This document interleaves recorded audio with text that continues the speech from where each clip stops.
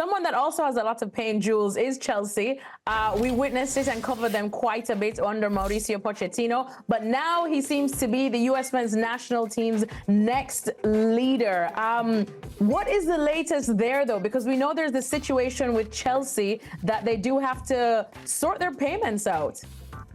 Yeah, that's right. He's still under contract with Chelsea at the moment. You know, as often clubs do now when they get rid of a manager and he still has a few years on his contract, instead of paying him off straight away and let's say have to pay him off like 10, 15, 20 million, they keep him on garden leave, like the Italians say, for example. So he's still on the books, but instead of paying him one payment of 20 million, you just pay him every month what you owe him monthly, his monthly wages, until he finds a club. And then when he's found another club or another team, then you sort out the remaining of the payments. And that's exactly what happened with Poch. So for him to be officially appointed as the US men's national team's new head coach, which for me is a great coup. Of course, you can look at what happened last season and maybe have a few question marks over Poch. Again, for me, it's just a great coup. I think he would be suited massively to this team, to the young players that he has to work with. I think international football would be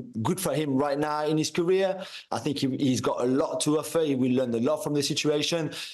The World Cup is on home soil too in 2 years' time. So I think he ticks so many boxes. But first, he has to find an agreement with Chelsea, and I believe the negotiations are ongoing. So I don't think there will be any problems. I think it's in everybody's interest if this one gets sorted out. It would just take a little bit of time. Masaku, I am with you. This is a big name for the U.S. men's national team. Jules, I'm a pragmatic, and I think international football, you kind of have to be a pragmatic if you're a coach. The two most successful teams, France and Argentina, better part of the decade, they've been pragmatic, and they've got big players like Kylian Mbappe and Lionel Messi. The U.S. men's national team does not have that. Pochettino's a bit of a romantic, Bielsa of that vein. Those are my issues. Listen, I watched FC enough to know that you've got your own issues with Pochettino, whether it was PSG or Chelsea. What are some of your doubts with Pochettino and this fit for the U.S. men's national team?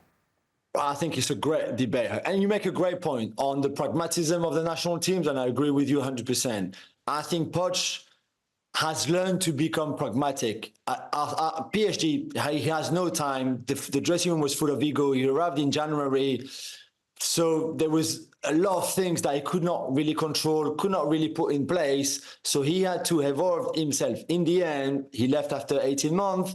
It was not all completely bad. Yet it frustrated me at some points, especially the second, some away games, especially, and what he was trying to do. I could not see the direction.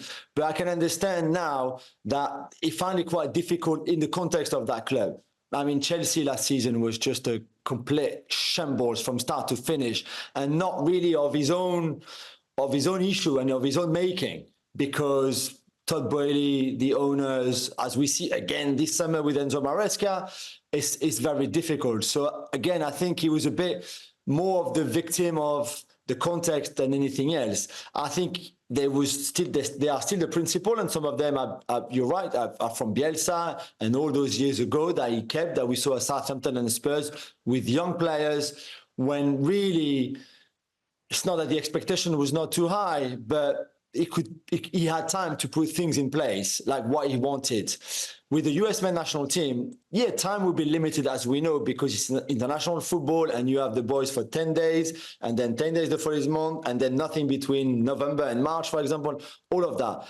But I think with young players, it's quicker for him to put his ideas in place. And I really believe that he learned to become more pragmatic and to leave some of his principle in terms of, man marking, for example, even in terms of pressing, a little bit behind, and just adapt a bit more to what the context was and what his squad was, certainly in Paris. So that's why I think that he would be very different to what we saw at Chelsea last season in that very difficult context. And instead, I think we'll see the best version of Poch.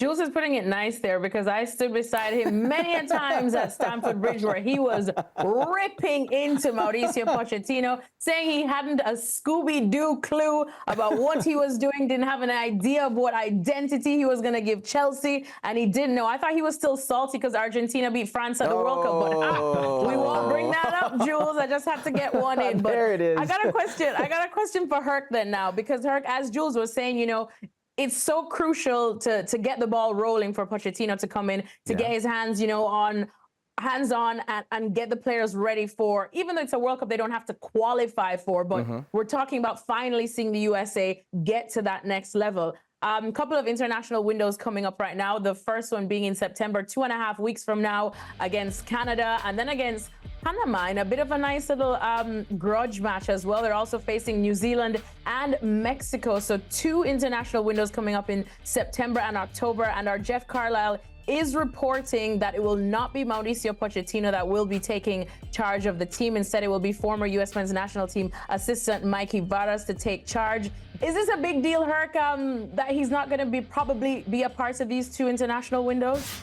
Well, in the grand scheme of things, it isn't, because you're going to get the man you want. You're going to get the person you want, the ideal fit in your eyes, a massive name. So if you didn't have the coach in place, I would say you're losing time.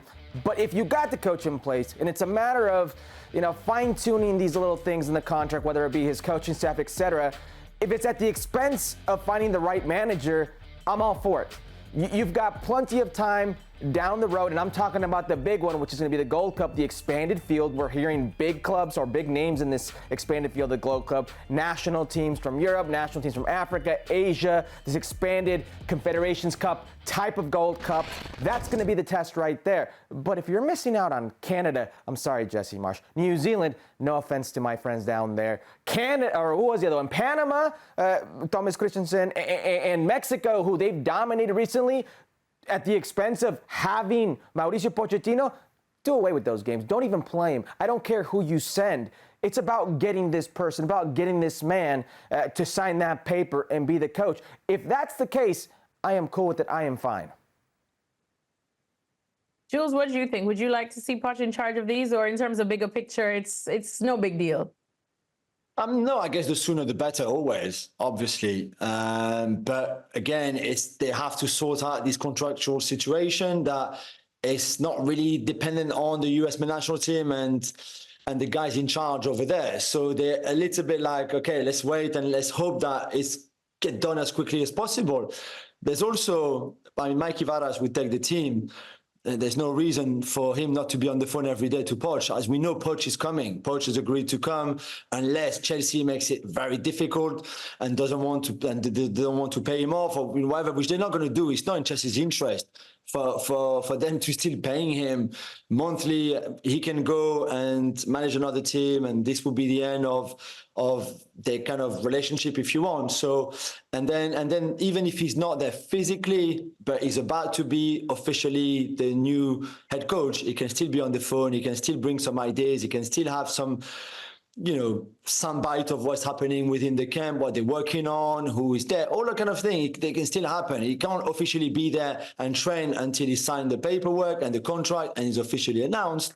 But there's a lot of ways for him to still be involved, even if he's not officially there, I guess. And we don't have to even know about it. So for me, it's not a big deal at all.